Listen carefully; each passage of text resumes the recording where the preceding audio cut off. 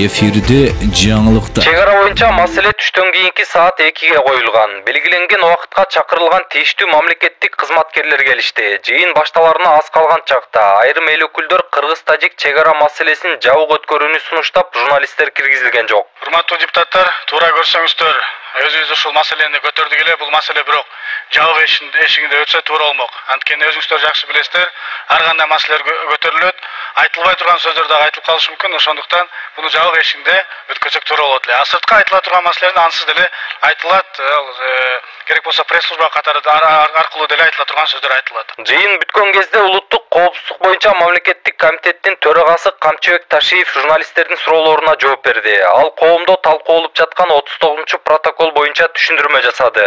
Анда жазылган келишимдер кыргыз тараптын кызыкчылыгын коргоо менен жүргөнүн айтып жатат. Ворух анклавына жол курууга уруксат берүү маселесин эки тарап сүйлөшкөндөн кийин гана баары белгилүү болорун билдирди. Бул жерде эң негизги маселе ошо депутаттардын маселеси, ушу протоколдо Варукка жол берилет экен, Варукка коридор берилет экен деген суроолор чынбы, чын эмеспи дегенден протоколду буларга окуп да бердим.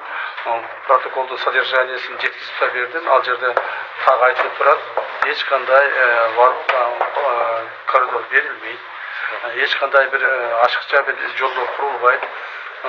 Биз ошол Варуктун, то есть Аксайдын чыгыш тарабынан, күнчыгыш тарабынан берилип аткан азыркы беребиз деген, же болбосо ошону согласовать этебиз деген жолдун проектиси эмне үчүн? Себеби ошо аксайлыктардын өзүнүн коопсуздугун сактайды жана Варукка кирип чыгып аткан адамдардын коопсуздугун сактайды деген максатта.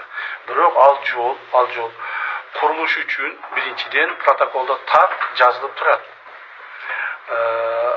Орысчасын айтайын, орысчасын. Статус данной дороги определяется межгосударственным, то есть соглашением государственным соглашением между двух стран деп турат. То есть ал эки мамлекеттин ортосундагы келишим болуп, бул жолдун статусу боюнча, болбойнча ал жол курулбайт.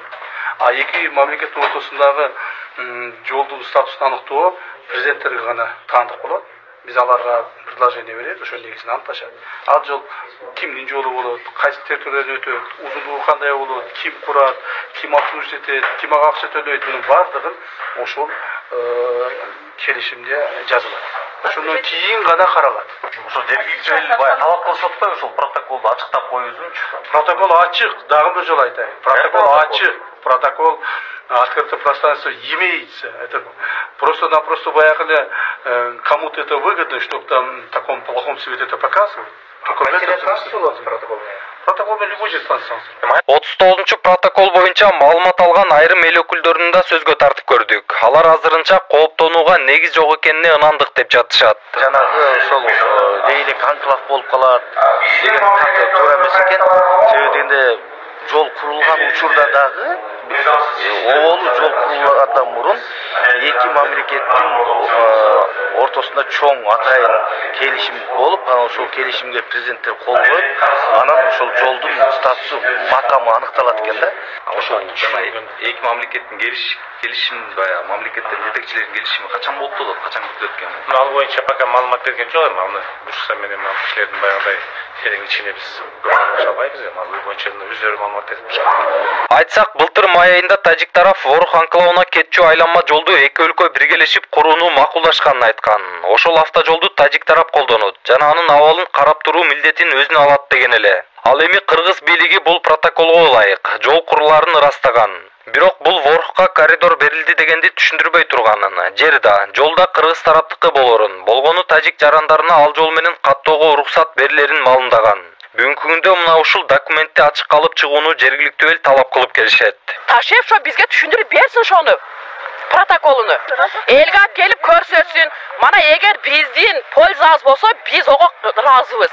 Биз бул аз түшүнүксүз бизге. Биз вообще категорически каршыбыз. Эгер жаныбызды бер десе беребиз, биз жол бербейбиз. Эфирде жаңылыктар.